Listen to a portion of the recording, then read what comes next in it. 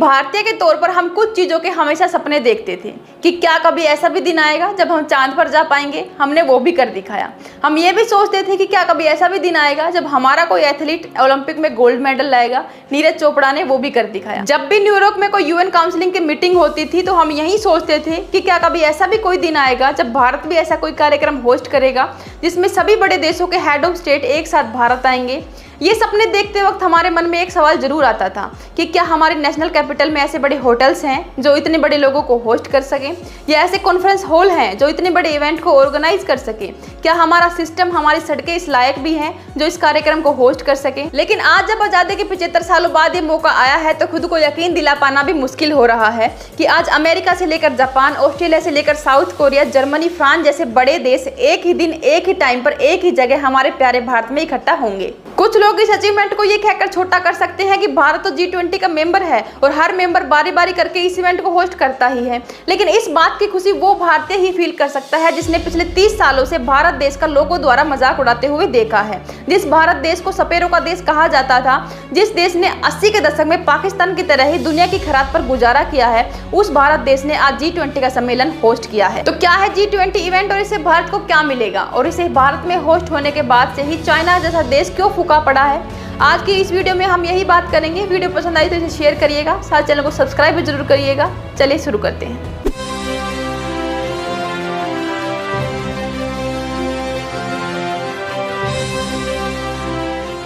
आखिर G20 का आगाज भारत में हो ही गया। तमाम देशों के प्रेसिडेंट्स भारत आ चुके हैं। टीवी चैनल्स पिछले 24 घंटों से इनके खांसने, चीखने, सोने, नहाने तक की सारी अपडेट्स दे रहे हैं। दिल्ली के चप्पे चप्पे को नहला धुलाकर तैयार कर दिया गया है।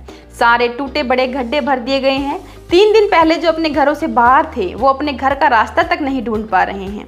लेकिन जैसा कि हर शादी में होता है, यहाँ भी नाराज फूफाओं की कमी नहीं है।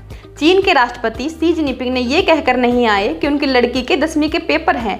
रूस के पुतिन ने ये कहकर मोदी जी से पहले से ही माफ़ी मांग ली है कि उनके घर पर मिस्त्री लगे हुए हैं। और हमारे राहुल बाबा तो खुद का देश छोड़कर कहीं और चले गए हैं। तो अब इस मुद्दे पर आकर बात करते हैं कि G20 का पर्पज़ क्या है, क्यों हम इतना खर्चा कर रहे हैं। लेकिन इससे पहले कि हम G20 की होस्टिंग से होने वाले फ़ायदों की बात करें, पहले आपको ये बता देते हैं कि G20 आखिर है क्या, इसका बैकग्राउंड क्या है। साल 1997 ये वो टाइम था जब थाईलैंड, इंडोनेशिया, साउथ कोरिया की इकोनॉमी पर बड़ा संकट आने वाला था। जानबूझकर थाईलैंड ने उस समय अपनी करेंसी को डीवैल्यू कर दिया था, मतलब कि डॉलर्स के मुकाबले उसने अपने खुद की करेंसी की कीमत कम कर दी थी। वैसे ही जैसे आज की एक अमेरिकी डॉलर को 80 रुपये के बराबर है और भारत सरकार या रिजर्व बैंक उसकी कीमत 100 रुपये करवा दे। ऐसा करने के पीछे थाई सरकार की यही सोच थी कि इससे फॉरेन इन्वेस्टर्स थाईलैंड में आकर इन्वेस्ट करने के लिए आकर्षित होंगे, मगर हुआ इसका बिल्कुल उल्टा। ऐसा करने से थाईलैंड और बाकी देशों के हालात खराब हो गए और धीरे धीरे एशिया और फिर दुनिया की इकोनॉमी पर इसका संकट आने लगा। इस प्रॉब्लम को दूर करने के लिए साल 1999 यानी कि 1999 में G20 बनाया गया। इस G20 में G7 की तरह से ही 7 देशों के अलावा और 13 देश यानी कि 13 देश शामिल थे। आपको बता दें कि G7 दुनिया की 7 डेवलप्ड कंट्रीज़ का एक ग्रुप है जिसमें America, Canada, Britain, Germany, Italy, Japan और फ्रांस शामिल है। तो इन 7 देशों के अलावा और 13 देशों को इंक्लूड करके G20 को बनाया गया। जिनकी इकोनॉमिक ग्रोथ कर रही थी ये 12 देश थे: India, China, Argentina, Australia, Brazil, Indonesia, Republic of Korea, Mexico, Russia, Saudi Arab, दक्षिण अफ्रीका, तुर्की और 13वें देश के रूप में यूरोपीय यूनियन को शामिल किया गया। शुरू में इनका एजेंडा यही था कि मिलकर अर्थव्यवस्था की बात करें। शुरू में इनकी मीटिंग्स में इन देशों के वित्त मंत्री और गवर्नर्स ही शामिल होते थे। फिर आया 2007। इसी वक्त दुनिया में एक बड़ा आर्थिक संकट आने वाला था, तो उन कंट्रीज़ को लगा कि अब G20 का दायरा बड़ा करना पड़ेगा। ये अर्थव्यवस्था के अलावा आतंकवाद, मानव तस्करी, ग्लोबल वार्मिंग पर भी बात करने लगे और उसी साल से इसकी हर मीटिंग में हेड ऑफ स्टेट्स को भी शामिल किया जाने लगा। सही मायने में इसका कद तभी बढ़ा था। आपको बता दें कि G20 की पहली मीटिंग 2007 में वॉशिंगटन में हुई थी। इसके बाद इसकी कुल 17 मीटिंग्स यानी कि एनुअल मीटिंग्स हो चुकी हैं। दिल्ली में होने वाली ये मीटिंग G20 का सबसे बड़ा कार्यक्रम यानी कि 18वां कार्यक्रम है। आप G20 देशों की ताकत का पता इसी से लगा सकते हैं कि अकेले इन 20 देशों का वर्ल्ड GDP में 85% हिस्सा है। वर्ल्ड ट्रेड में इनकी हिस्सेदारी 75% है। इन देशों की दुनिया में 2/3 पॉपुलेशन रहती है। इसीलिए वो देश जो इन 20 देशों में शामिल नहीं हैं उन्हें बुरा तो लगेगा ही, वो बाकी दुनिया से लेफ्ट आउट फील करेंगे ही, जैसा कि हमारा पड़ोसी देश पाकिस्तान कर रहा है। अब ये तो बात हुई कि G20 है क्या, लेकिन अब सुनिए कि इस बार G20 इतना स्पेशल क्यों है और पूरी दुनिया भारत की तरफ ही क्यों देख रही है। क्योंकि आज पूरी दुनिया का जो पावर बैलेंस बिगड़ा हुआ है, पूरी दुनिया जो पूरे 2 हिस्सों में बटी हुई है, एक तरफ अमेरिका, इंग्लैंड और यूरोप के कुछ देश हैं, जबकि दूसरी तरफ रसिया है जो यूक्रेन से युद्ध करने के बाद कई देशों की आंखों में खटका हुआ है। चीन दिखाने को तो वैसे रूस के साथ है, मगर ये भी सच है कि चीन किसी का सगा नहीं है। आपको बता दें कि चाइना ने हाल ही में अपना एक नया मैप रिलीज किया था, जिसमें उसने अरुणाचल प्रदेश को तो खुद का हिस्सा बताया ही, बल्कि रसिया के भी कुछ हिस्से को अपना बताया, जिस पर रसिया अपना हिस्सा शुरू से ही बताता आ रहा है।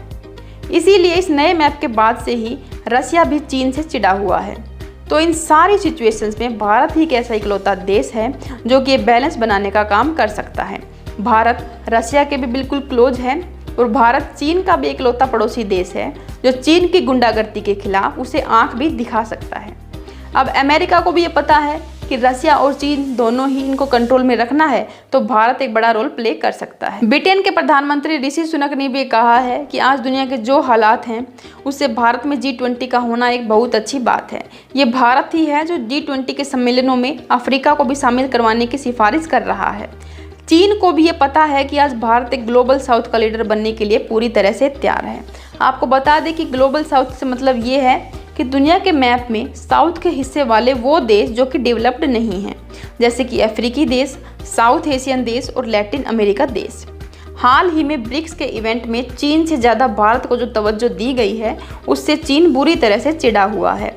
और जिस तरह भारत ने G20 इवेंट के लिए one earth, one family, one future यानी कि वसुधैव कुटुंबकम की बात की है, उससे भी पूरी दुनिया ने इसे काफ़ी पसंद किया है। इसी टैगलाइन के जरिए भारत ने चाइना जैसे देश को मैसेज दिया है कि लड़ाई और गुंडागर्दी नहीं बल्कि मुन्ना भाई स्टाइल से प्यार मोहब्बत से ही मिलकर चलना होगा। शायद इसी खुन्नस के कारण ही चीन हमारे G20 सम्मेलन में शामिल होने के लिए भारत नहीं आया है। लेकिन चीन चाहे कुछ भी सोचे, लेकिन भारत में G20 का होना किसी ओलंपिक से कम नहीं है। इससे हमारे अंदर भी कॉन्फिडेंस बढ़ा है, वर्ल्ड स्टेज पे हमारा कद भी बढ़ा है। आज अमेरिका से लेकर अफ्रीका तक हर कोई देश भारत की तरफ देख रहा है और सब यही देख रहे हैं कि कैसे भारत G20 के आखिर में किसी बड़े स्टेटमेंट पर सभी देशों की मुहर लगवाता है। और अगर हम ये हासिल कर लेते हैं तो इस इवेंट की एक बड़ी कामयाबी हमारे भारत देश को जरूर हासिल होगी। आज की इस वीडियो में इतना ही। वीडियो कैसी लगी कमेंट्स करके जरूर बताइएगा। सारे चैनल को सब्सक्राइब भी जरूर कर लीजिएगा। मिलते हैं अगली वीडियो में, तब तक के लिए जय हिंद, जय भारत।